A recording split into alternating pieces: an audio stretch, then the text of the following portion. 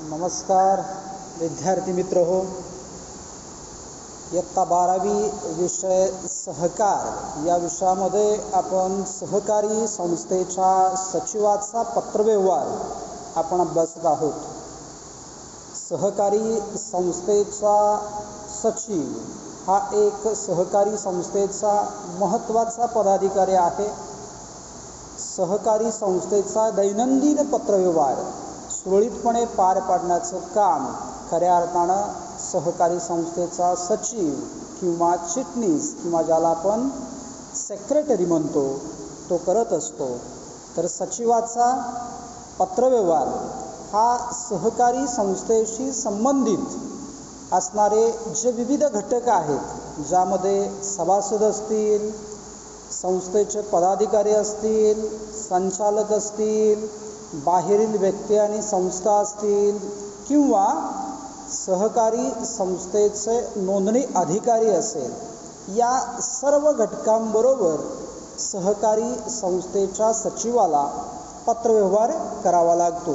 तर आज आपल्याला सहकारी संस्थेच्या सचिवाचा सभासदांबरोबर जो काय पत्रव्यवहार होतो तो पत्रव्यवहार अभ्यासवायचा आहे.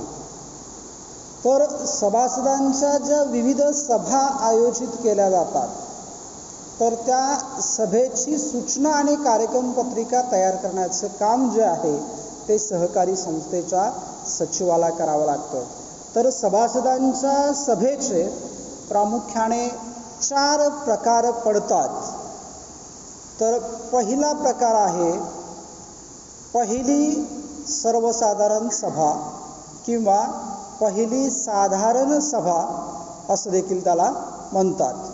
तर ही जी काय सभा आहे ती सहकारी संस्थेची नोंदणी झाल्यानंतर 3 महिन्याच्या आत सहकारी संस्थेच्या मुख्य प्रवर्तकाला आयोजित करावी लागते.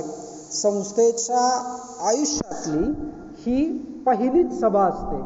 तर या सभेमध्ये ज्या विविध विषयावर चर्चा केली जाते ते जे विषय असतात त्यालाच सभेची कार्यक्रम पत्रिका असं आपण म्हणतो. तर नोंदणीपूर्व अवस्थेमध्ये सहकारी संस्थेच्या मुख्य प्रवर्तकांना जो काय विविध खर्च केलेला आहे त्या खर्चाला मान्यता घेण्याचं काम या सभेमध्ये केलं जातं. त्याचबरोबर नवीन सभासदाला मान्यता देण्याचं काम या सभेमध्ये केलं जातं. नवीन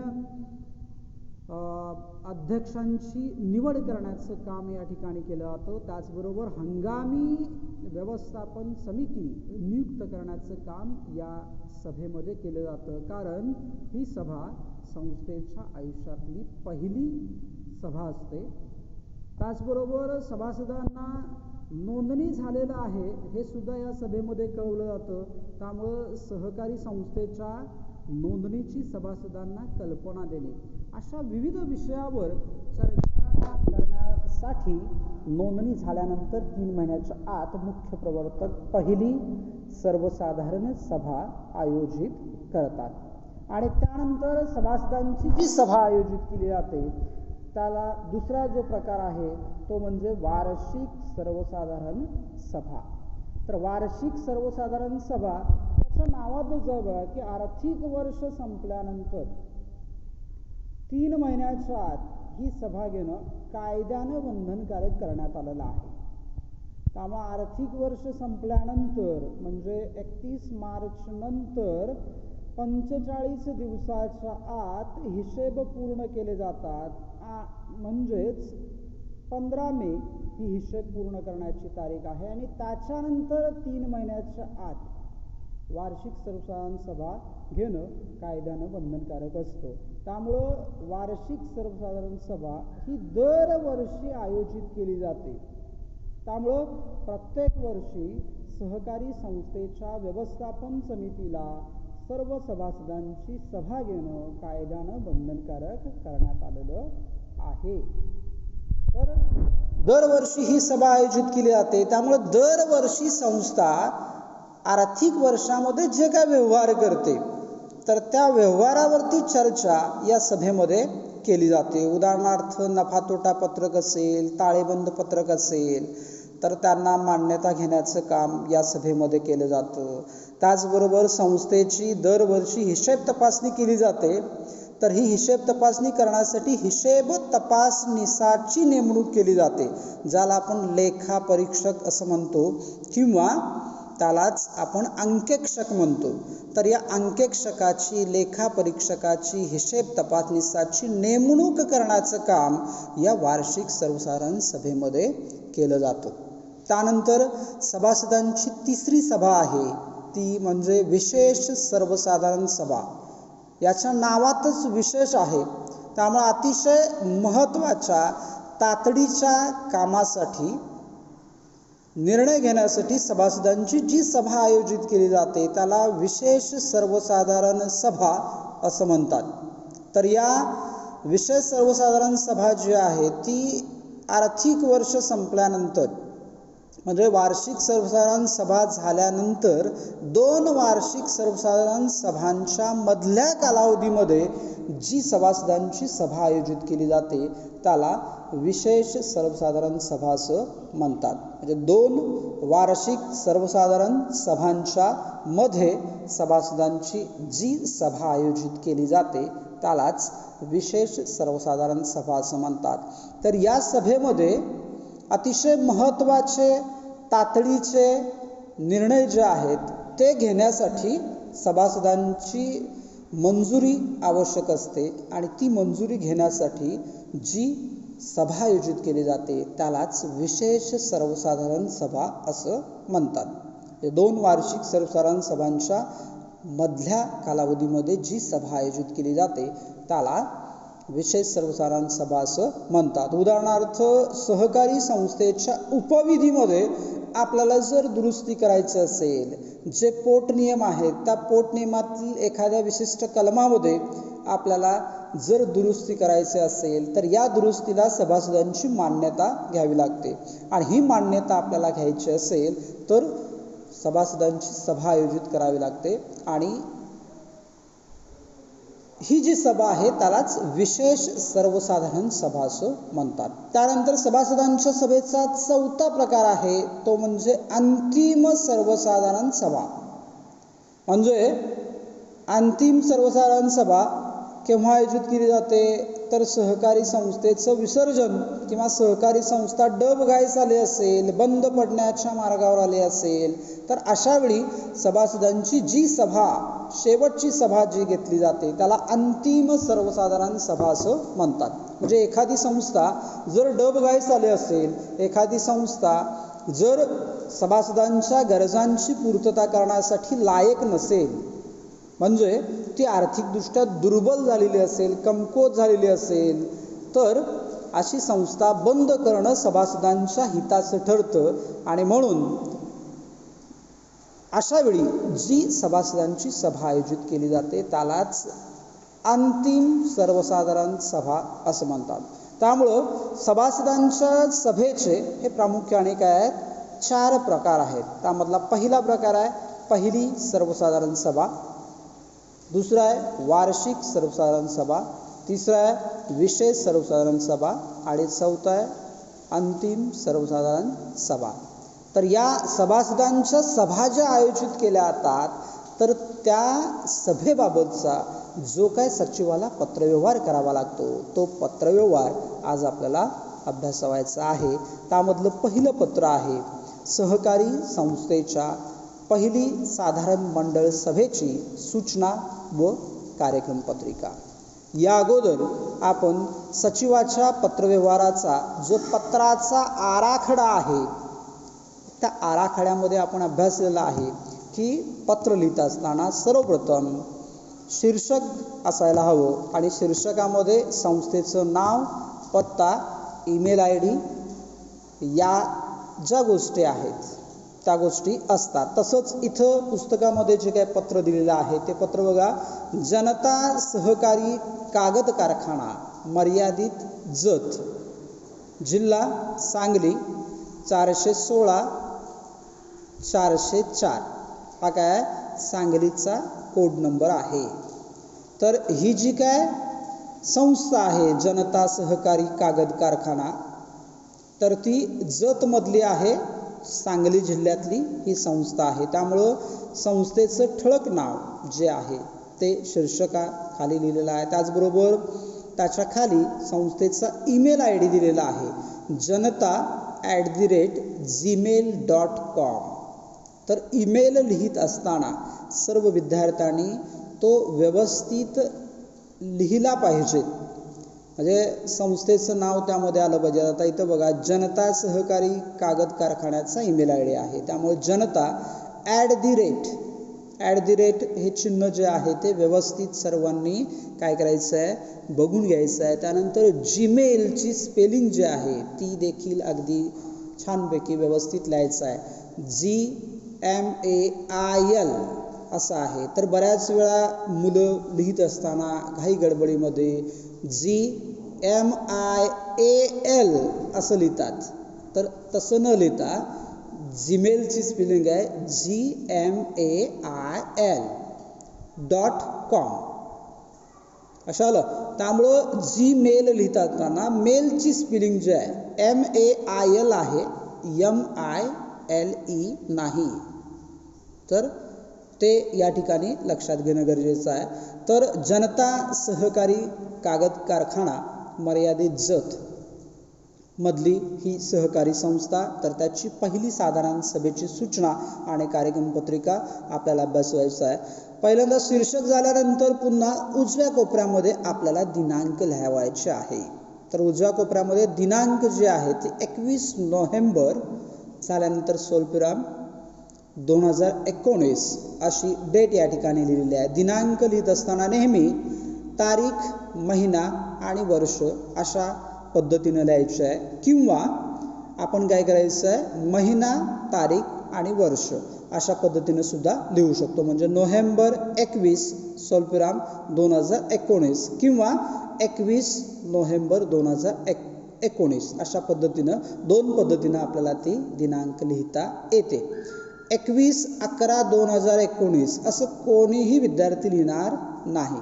तर दिनांक लिहित असताना त्या ठिकाणी काय असलं पाहिजे, तारीख, महिना आणि वर्ष याचा उल्लेख प्रामुख्यानं करणं गरजेचं आहे. त्यानंतर दूरध्वनी क्रमांक जो आहे तो बरोबर दिनांकच्या समोर आपल्याला लिहावायचा आहे. दूरध्वनी क्रमांक आता संस्थेचा आहे, त्यामुळे या ठिकाणी लँडलाईन क्रमांक या ठिकाणी दिलेला आहे बघा, 02344 हा कोड नंबर आहे. त्यानंतर फोन नंबर आहे 222262 हा फोन नंबर संस्थेचा आहे.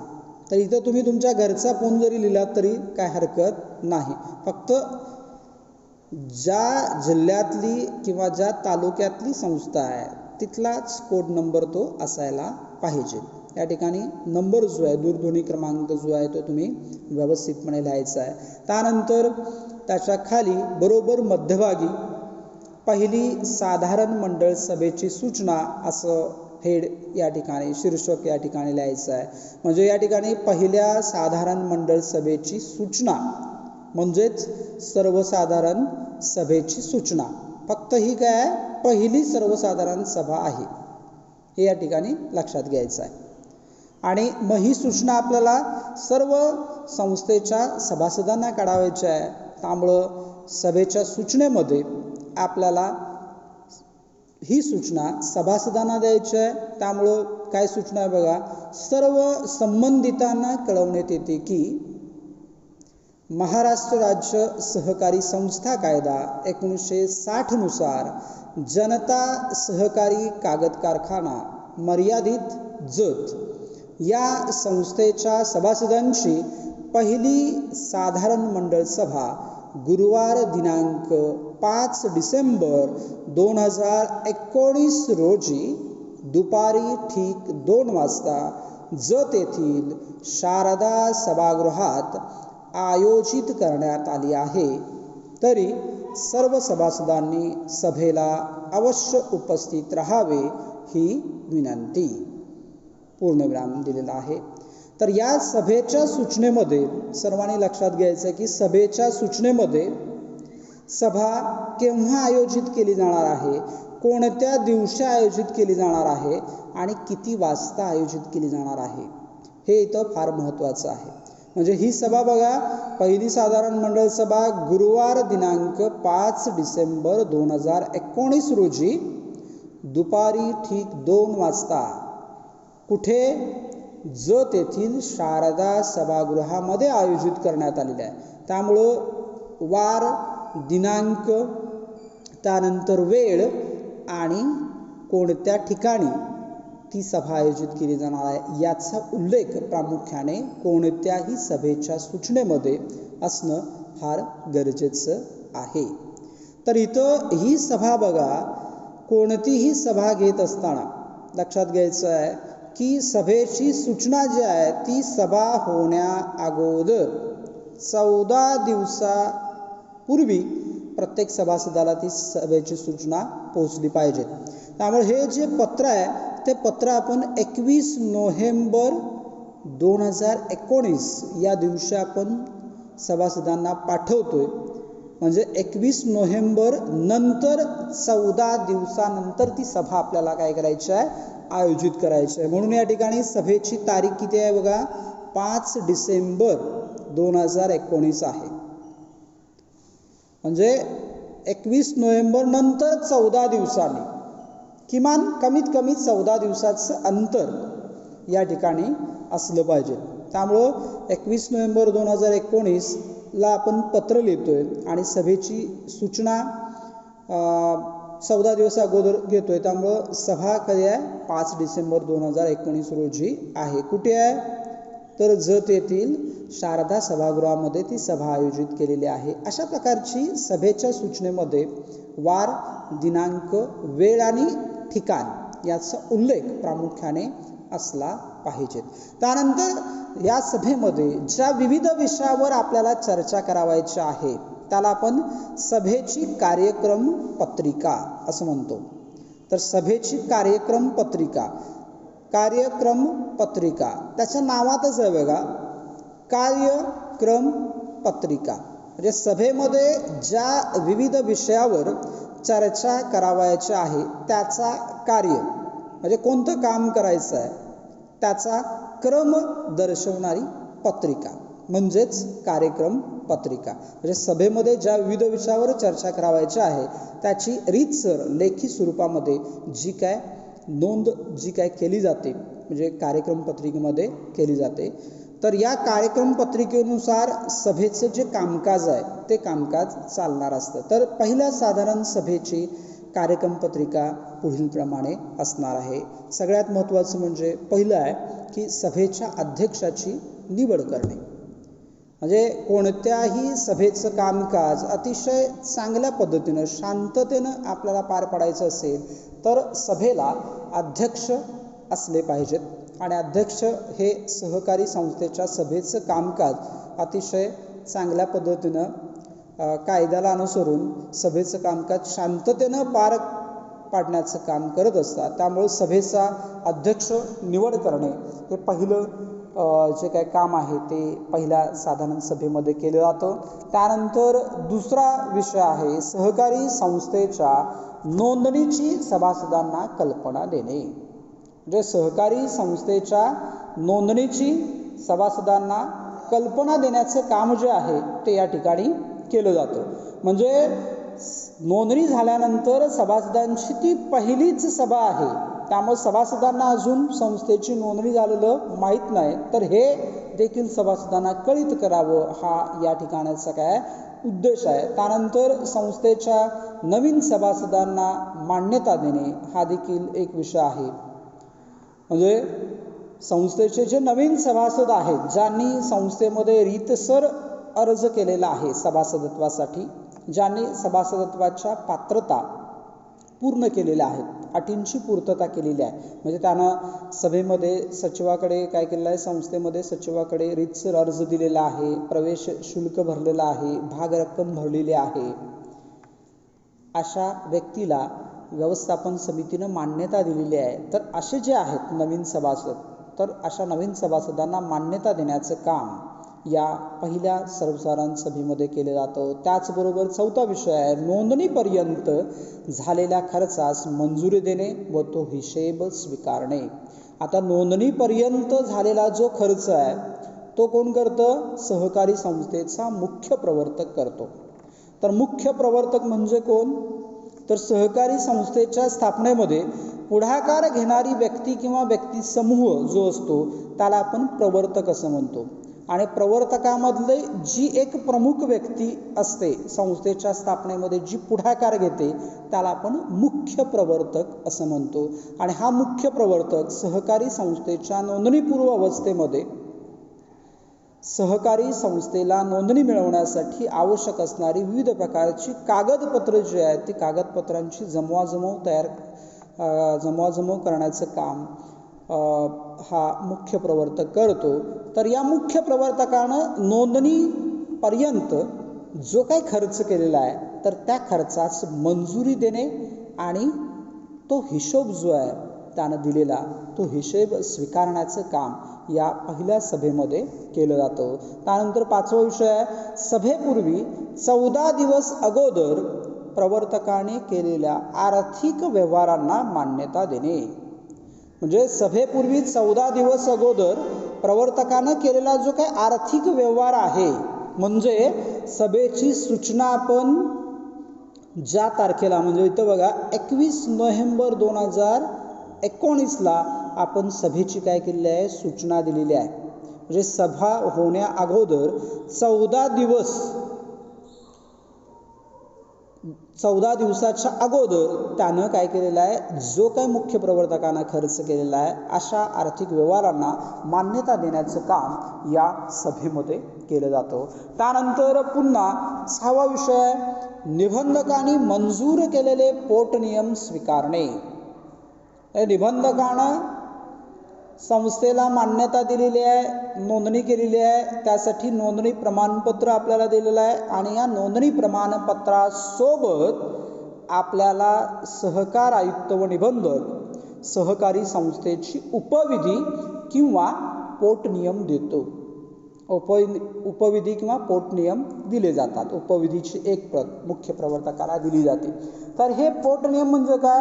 तर सहकारी संस्थेच्या सभासदांनी संस्था चालवण्यासाठी जे काय नियम तयार केलेले आहेत त्या नियमांना आपण काय म्हणतो? पोटनियम, ज्याला आपण उपविधी असं म्हणतो. तर ही जी काय उपविधी निबंधकानं जी काही मान्य केलेली आहे तर ती उपविधी आपण काय करायची आहे? स्वीकारायची आहे. कारण सहकारी संस्थेचा दैनंदिन कारभार जो आहे तो दैनंदिन कारभार या उपविधीतील जे नियम आहेत त्या नियमानुसार आपल्याला करावा लागतो.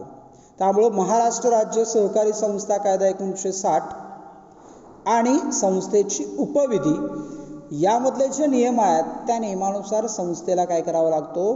कारभार पाहावा लागतो, करावा लागतो. आणि म्हणून हे जे नियम आहेत पोटनियम जे आहेत ते प्रत्येक सभासदाला कळावे हा या पाठीमागचा उद्देश आहे. म्हणून सभेच्या कार्यक्रम पत्रिकेतला तो एक विषय आहे की निबंधकाने मंजूर केलेले पोटनियम स्वीकारावे. त्यानंतर पुन्हा 7वा विषय आहे की 2019-20 या वर्षासाठी हंगामी व्यवस्थापन समितीची निवड करणे. आता हंगामी व्यवस्थापन समिती म्हणजे काय? तर हंगाम म्हणजे तात्पुरता कालावधी. तर तात्पुरत्या कालावधीसाठी व्यवस्थापन समितीची निवड करण्याचं काम जे आहे ते पहिल्या साधारण सभेमध्ये केलं जातं. कारण संस्थेचा दैनंदिन कारभार सुरळीतपणे पार पाडण्यासाठी व्यवस्थापन समितीची रीतसर नियुक्ती केलेली नसते. म्हणजे व्यवस्थापन समितीची निवडणूक होऊन संचालक मंडळ जे आहे ते या अगोदर निवडलेलं नसतं. म्हणून निवडणूक होईपर्यंत संस्थेची पंचवार्षिक किंवा संस्थेची जी काही निवडणूक आहे ती निवडणूक होईपर्यंत संस्थेचा दैनंदिन कारभार तोपर्यंत आपल्याला पाहता यावा यासाठी एक हंगामी कार्यकारी समिती किंवा व्यवस्थापन समिती नियुक्त करण्याचं काम जे आहे, निवड करण्याचं काम जे आहे ते या पहिल्या साधारण सभेमध्ये केलं जातं. त्यानंतरचा पुढला विषय 8वा विषय आहे कर्ज उभारणीची महत्तम मर्यादा ठरवणे. आता महत्तम म्हणजे काय? जास्तीत जास्त. म्हणजे एखादी सहकारी संस्था आपल्या सभासदांना जास्तीत जास्त किती कर्ज देऊ शकते त्याची जी मर्यादा आहे त्याला काय म्हणायचं, महत्तम मर्यादा. त्यामुळे कर्ज उभारणीची महत्तम मर्यादा जी आहे ती ठरवण्याचं काम या पहिल्या सर्वसाधारण सभेमध्ये केलं जातं. आणि शेवटचा विषय आहे माननीय अध्यक्षांच्या परवानगीने ऐनवेळी आलेल्या विषयावर चर्चा करून निर्णय घेणे. हा काय शेवटचा विषय आहे. त्यामुळं हा प्रत्येक सभेचा जो शेवटचा विषय आहे तो ठरलेला असतो. माननीय अध्यक्षांच्या परवानगीने ऐनवेळी म्हणजेच आयत्या वेळी म्हणजेच सभा सुरू असताना जो काय प्रश्न आलेला आहे त्या विषयावर अध्यक्षांच्या परवानगीनं अध्यक्षांनी जर मान्यता दिली तरच काय करायचं आहे, तो विषय मांडायचा आहे. त्यामुळं ऐनवेळी येणाऱ्या विषयावर माननीय अध्यक्षांच्या परवानगीनं चर्चा करून निर्णय घेणे हा विषय शेवटचा विषय आहे. तर असे एकूण 9 विषय जे आहेत ते पहिल्या साधारण मंडळाच्या सभेमध्ये काय केले जातात, चर्चा केले जातात. आणि ही काय आहे, सभेची कार्यक्रम पत्रिका आहे. ही सभेची कार्यक्रम पत्रिका सभेच्या सूचनेसोबत प्रत्येक सभासदाला दिली जाते. आणि शेवटी कळावे आपला विश्वासू त्यानंतर सही आहे ज्या व्यक्तीनं पत्र पाठवलेलं आहे श्री सागर आर पाटणकर. हे कोण आहेत, संस्थेचे मुख्य प्रवर्तक आहेत. तर पहिली सर्वसाधारण सभा जी आहे ती आयोजित करण्याचं काम जे आहे ते कोण करतं, संस्थेचा मुख्य प्रवर्तक करतो. आणि यानंतर जी सभासदांची सभा होईल ती वार्षिक सर्वसाधारण सभा, विशेष सर्वसाधारण सभा जे आहेत तर त्या सभा ज्या आयोजित करण्याचं काम आहे ते सहकारी संस्थेचे सचिव करतात. त्यामुळं इथं सर्वांनी लक्षात घेणं गरजेचं आहे की पहिल्या सर्वसाधारण सभेची सूचना आणि कार्यक्रम पत्रिका त्याच्या खाली आपला विश्वासू जो आहे तो म्हणजे संस्थेचा मुख्य प्रवर्तक आहे. त्याचं नाव, सही आणि हुद्दा जो आहे तो या ठिकाणी देणं अपेक्षित आहे. अशा प्रकारे पहिल्या सर्वसाधारण सभेची सूचना आणि कार्यक्रम पत्रिका ही काय केलेली असते असं आपल्याला म्हणता येईल. सर्व विद्यार्थ्यांनी हे अतिशय काळजीपूर्वक अभ्यास व्हायचा आहे. बऱ्याचशा बोर्ड परीक्षेला यावरती प्रश्न विचारण्यात आलेला आहे. ओके, ठीक आहे, धन्यवाद. या ठिकाणी आपण थांबू.